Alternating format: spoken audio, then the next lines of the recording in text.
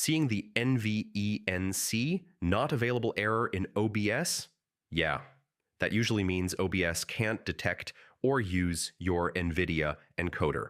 The good news is, this is usually easy to fix. Let me walk you through the steps to get NVENC working again. First, make sure your graphics card actually supports NVENC. Only NVIDIA GPUs with built-in NVENC can use this feature. If you're using integrated graphics or a very old card, NVENC won't appear.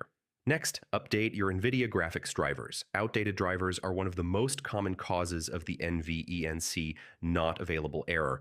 Open GeForce Experience or download the latest driver from NVIDIA's website.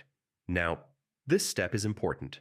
Make sure OBS is running on your NVIDIA GPU, not integrated graphics.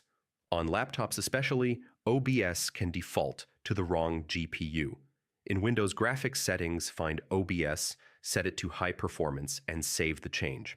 If NVENC is still unavailable, check for apps that might be using the encoder. Programs like screen recorders, browsers with hardware acceleration, or other streaming apps can sometimes lock NVENC. Close those apps, then restart OBS and check again. Still stuck?